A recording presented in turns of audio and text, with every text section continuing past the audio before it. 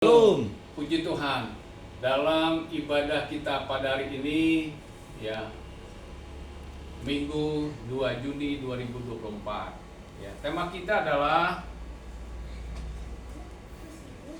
kepahitan menjadi kebahagiaan. Ya, tema kita kepahitan menjadi kebahagiaan.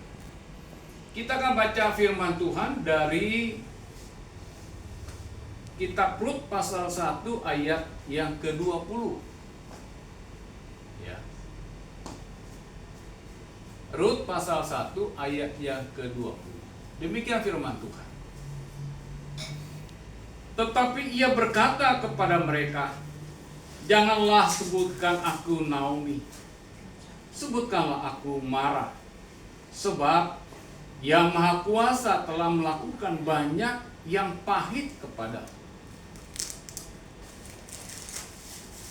Naomi cenderung, ya, kalau dikatakan dalam orang-orang HKBP, GKPS atau gereja-gereja GKI, ya, mengatakan para janda-janda itu dikatakan inang Naomi atau ibu-ibu Naomi, ya.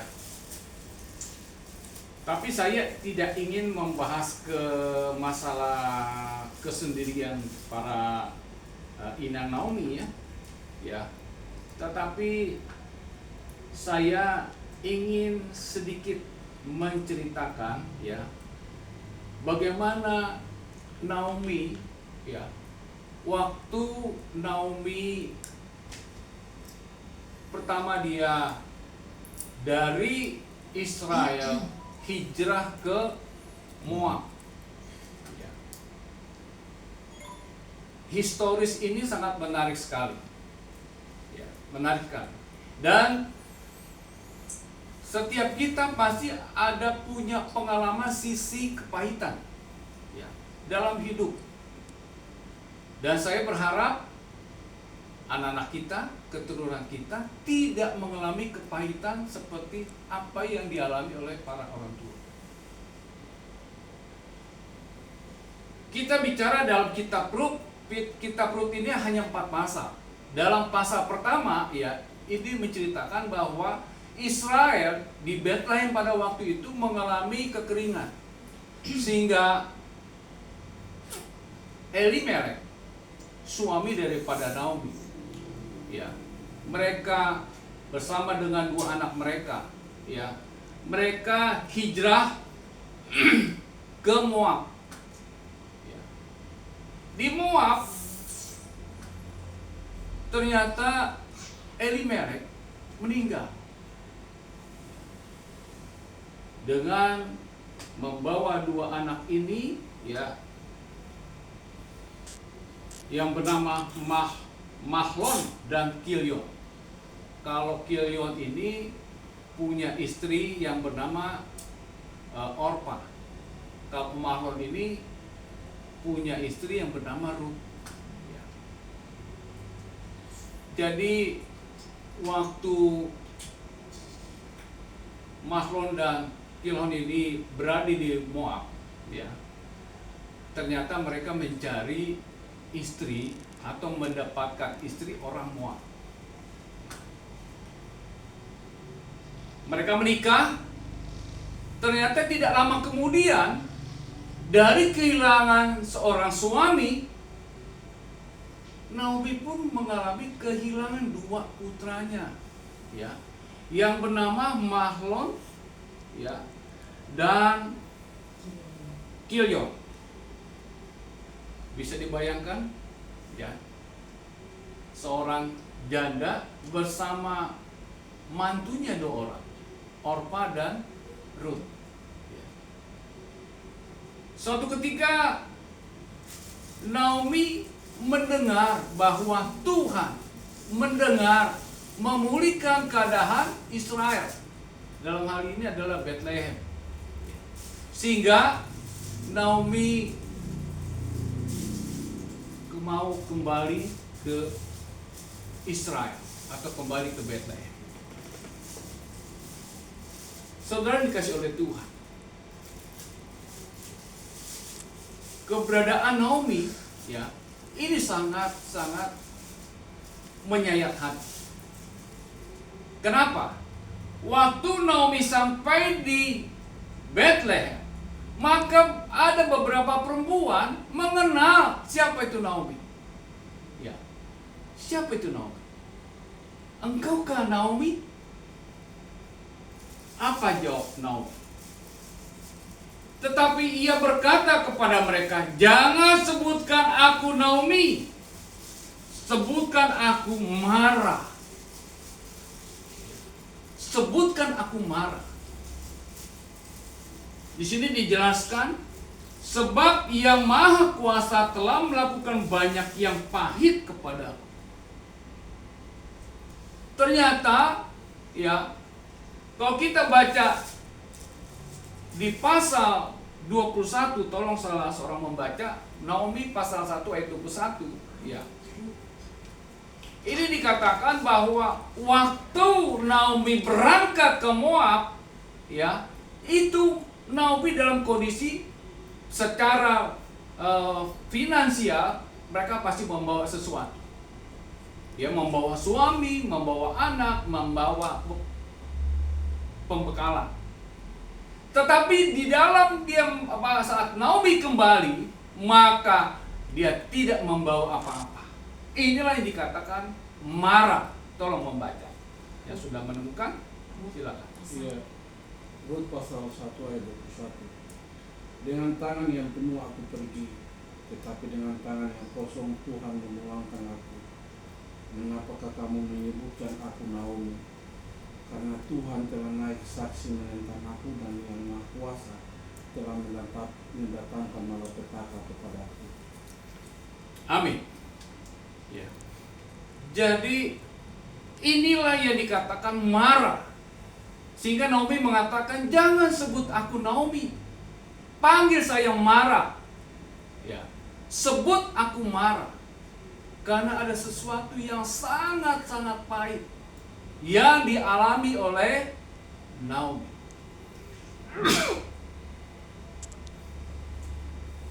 Jemaat yang dikasih Tuhan, kalau kita coba refleksi diri, ya, sudahkah kita mengalami kepahitan dalam hidup ini? Sampai sejauh mana kepahitan itu yang kita alami? Ya. Kalau saya bicara flashback terhadap Ibu Gembala, ya, bagaimana dia sejak kelas 5 SD dia sudah mandiri. Dia tinggal di asrama, ya, tanpa ada sentuhan orang tua. SMP masih tetap tinggal di asrama. Akhirnya tamat SMP dia masuklah SPG, sekolah perguruan guru, sekolah pendidikan guru. Itulah terakhir ada sekolah SPG. Jadi yang kita lihat, ya, yang dilakukan oleh Ibu Gembala, dia tetap melekat kepada firman. Dia tetap melekat kepada firman. Dia tetap setia melayani Tuhan. Karena hari-hari yang dilakukan, dia tetap melayani Tuhan sebagai seorang guru sekolah minggu. Setiap pribadi kita pasti ada kepahitan. Tetapi satu hal, kepahitan itu tidak dapat menutup apa yang Allah sudah rancang terhadap diri kita pribadi lepas pribadi. Jadi jemaat yang dikasih Tuhan, ada 3 hal yang harus kita lakukan agar kepahitan menjadi kebahagiaan. Yang pertama adalah tetap menjadi teladan. Yang kedua, berani menerima kenyataan. Yang ketiga, tetap setia. Jadi supaya kalau kita mengalami kepahitan dan kepahitan itu menjadi kebahagiaan, Yang pertama tadi adalah tetap menjadi teladan. Kalau kita baca dalam pasal 1, ya, ini menarik sekali ya. Dalam perjalanan dari Moab ke Bethlehem, ya, Naomi memiliki 2 mantu. Dalam perjalanan itu Naomi mengatakan kepada 2 mantunya, baik Orpa maupun Ruth, dikatakan, kembalilah kalian ke tempat asalmu, kembalilah ke Allahmu. Ya. Ternyata dari 2 orang ini, ya, pertimbangan Naomi adalah bahwa mereka ini masih muda, punya masa depan, ya, istilahnya masih bisa kesempatan. Jadi kalau di seandainya kedua anaknya itu Mahlon dan Kilion waktu dibawa ke Moab masih remaja, tinggal beberapa tahun, sehingga taruhlah umur 20 tahun mereka menikah, 10 tahun mereka berada di Moab, berarti umur 30 tahun lah kurang lebih, ya, umur mantunya baik Orpa maupun Ruth, ya. Sehingga singkat kata Orpa dia kembali ke Moab. Ya. Pertanyaannya, mengapa Ruth dia tetap mengikuti mertuanya? Ya. Yaitu poin pertama, tetap menjadi teladan. Jadi selama baik Orpa maupun Ruth, ya, Naomi ini tidak hanya memberikan keteladanan kepada 2 mantunya, tetapi dalam keteladanan dia juga menyampaikan firman. Apa yang dikatakan oleh Ruth kepada Naomi mertua? Allahmu adalah Allahku, bangsamu adalah bangsaku. Kemanapun engkau pergi, aku pun ikut. Ini gak sembarangan. Berarti baik Naomi maupun kepada kedua mantunya ada hubungan yang sangat erat. Tetapi sikap Orpa ini mewakili dunia. Sikap Orpa sangat manusiawi, sangat duniawi, ya. Dan apa yang dikatakan oleh Naomi itu masuk di akal. Ada kesempatan, masih muda, ada kesempatan untuk melakukan hidup yang baru. Tapi cara pandang Ruth ini berbeda daripada Orpa. Dia memandang sosok daripada mertuanya, bahwa sosok mertuanya ini adalah, dia menganggap dialah ibuku. Apa yang menjadi iman mertuanya itu menjadi imanku, ya. Sehingga waktu Naomi mengatakan saya mau kembali ke Bethlehem, kembali ke Israel, kembali kepada tanah leluhur, maka Ruth pun melakukan hal yang sama. Jadi jemaat yang dikasih Tuhan, dalam keteladanan hidup yang kita lalui, kita perlu hidup di dalam keteladanan, ya. Jangan sampai kita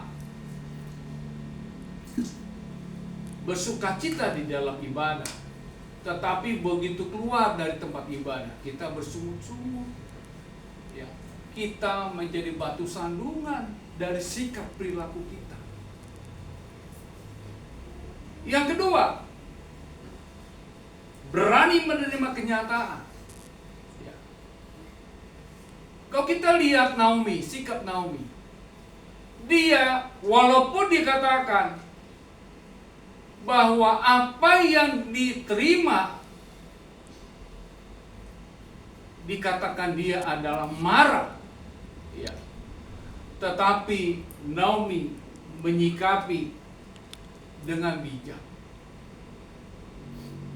Walaupun dia kondisinya dikatakan marah, sesuatu kepahitan dalam hidup, ya, tapi Naomi menerima apa yang dialami, ya.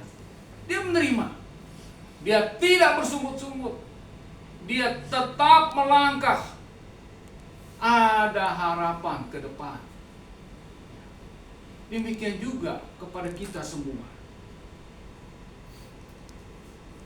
Banyak hal dalam perjalanan hidup kita, dalam aktivitas kita. Saya dalam satu ormas, organisasi masyarakat, ya, perjuangan karena salah satu program kerja bicara pendidikan, ya, yang pernah saya ceritakan, saya mendapatkan buku-buku pelajaran begitu banyak sampai menutup ruang tamu di rumah kami. Tetapi puji Tuhan, ya, kok mau dilihat, aduh, kapan buku-buku ini bisa keluar dari rumah kami? Tapi siapa yang menyangka, ya, dari suatu pertemuan, ya, pertemuan sama seperti Pendeta Mario, Pendeta Patipilohi punya kumpulan orang-orang Maluku atau Aman, punya komunitas. Saya pun ikut seperti itu. Siapa yang menyangka, saya tidak kenal, tapi dia mengatakan untuk transportasi ke Sumatera saya yang handle. Saya tidak kenal, tetapi, ya, walaupun kita tidak kenal, yang dikatakan adalah kita ini satu keturunan dari kampung tempat kami tinggal. Itulah yang berbicara, hati itu yang bicara, ya. Terkoneksi, ya, rencana untuk boleh membangun satu literasi dengan menciptakan perpustakaan di kampung. Itu boleh terwujud, ya, boleh terwujud walaupun masih tetap dalam proses. Saya percaya langkah awal mendapatkan buku-buku yang begitu banyak sekali, ya, sekarang buku-buku itu sudah terangkut dari rumah kami. Jadi jemaat yang dikasih Tuhan, kalau kita berani, ya, menerima kenyataan, ya, bukan berarti apa yang kita alami menjadi sesuatu yang mengikat, seakan-akan tidak ada solusi yang terbaik. Ingat firman Tuhan, manusia tidak dapat menyelami apa yang Allah sedang kerjakan dari awal sampai akhir. Apa kata Allah? Indah pada waktu Tuhan.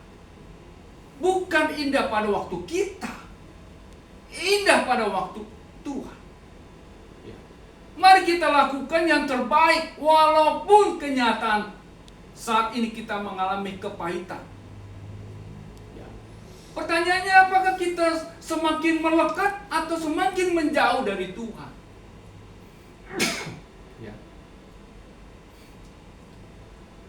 Mari kita melatih cara berpikir kita. Ya. Kadang-kadang kita berpikir melihat kenyataan. Oh, kenyataan saat ini kita secara finansial kita bermasalah. Oh, kita melihat kenyataan secara kesehatan memang sakit saya tidak sembuh-sembuh. Ya. Itu kan bukan berarti itu menjadi sepertinya Allah di mana? Ya. Allah di mana? Kok kondisi saya nggak berubah ya? Mari kita hadapi setiap kenyataan. Apapun kondisi kita saat ini, ke depan masih ada harapan. Ya. Seperti firman Tuhan yang saya selalu bagikan, ya, setiap waktu. kalau saya bacakan, oh ya, itu memang firman Tuhan favorit Pak Pendeta, yaitu dari Yeremia 29 ayat 11. Aku mengetahui rancangan-rancangan yang ada padaku mengenai Remata, yaitu rancangan damai sejahtera, bukan rancangan kecelakaan, untuk menuju masa depan yang penuh harapan. Jadi kalau kenyataan pada saat ini kita seakan-akan tidak ada solusi, apa kata firman Tuhan?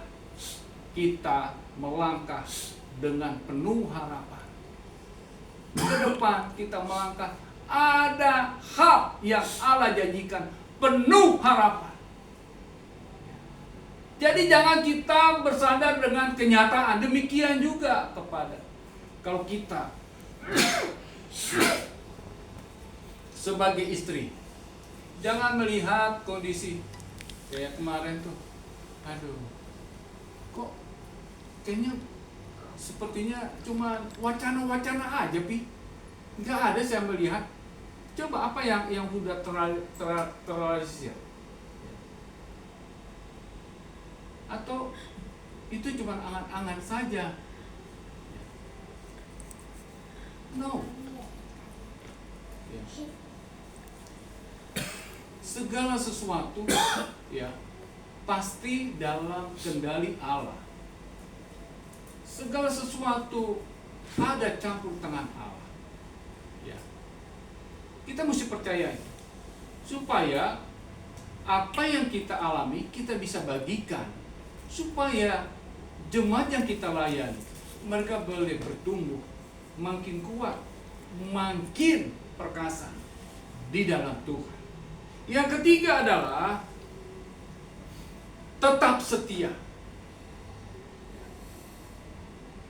Tetap setia.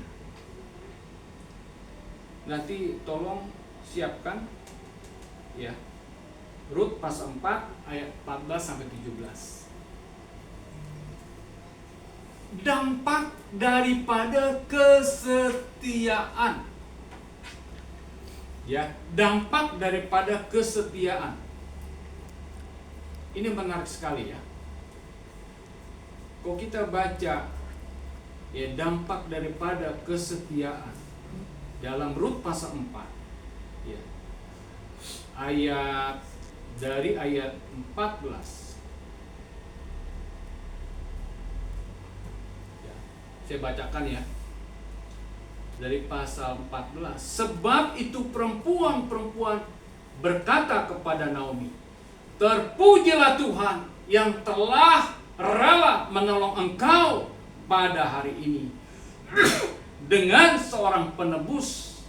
Termasyurlah kiranya nama anak itu di Israel, dan dialah yang akan menyegarkan jiwamu dan memelihara engkau pada waktu rambutmu telah putih, sebab menantumu yang mengasihi engkau telah melahirkannya perempuan yang lebih berharga bagimu dari 7 anak laki-laki.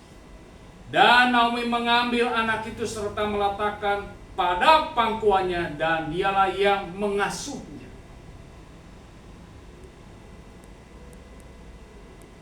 Bayangkan dalam usia yang senja, usia emas, dia tidak kesepian. Dampak daripada kesetiaan yang diterima oleh Naomi, dia happy ending. Ya, dia happy ending. Kalau kita mau cerita lebih jelas lagi, bacalah, ya. Kan nggak banyak ya. Bagaimana Boas, ya, dia Allah pakai Boas untuk menebus, ya. Dalam adat istiadat Israel, kalau menebus warisan atau tanah daripada Elimelek bersama kedua anaknya. Jadi kalau anaknya itu ada jandanya, itu termasuk diambil alih, di take over oleh Boas. Ini menarik sekali. Sehingga apa? Naomi mengalami sukacita di hari tuanya. Dia yang mengasuh cucunya dari mantunya Rut dan dari ponakannya Boas itu sendiri. Karena Boas adalah masih sanak famili daripada Naomi. Ini menarik sekali. Jadi 3 hal yang kita perlu pahami, ya, sehubungan dengan bagaimana menyikapi kepahitan, ya, kepahitan dalam hidup kita menjadi suatu kebahagiaan. Maka ada 3 hal yang perlu kita ingat, ya. 3 hal yang menjadi perenungan kita. Yang pertama tadi adalah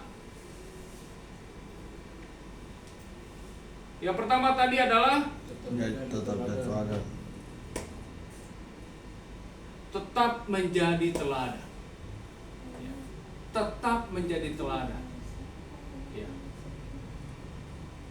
Jangan sampai kita meninggalkan keteladanan yang negatif.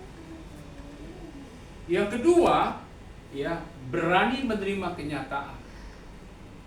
Dan yang ketiga, tetap setia. 3 hal ini kita lakukan, maka kebahagiaan menjadi bagian dari hidup kita. Kebahagiaan menjadi bagian dalam keturunan kita. Tuhan memberkati. Mari kita berdoa.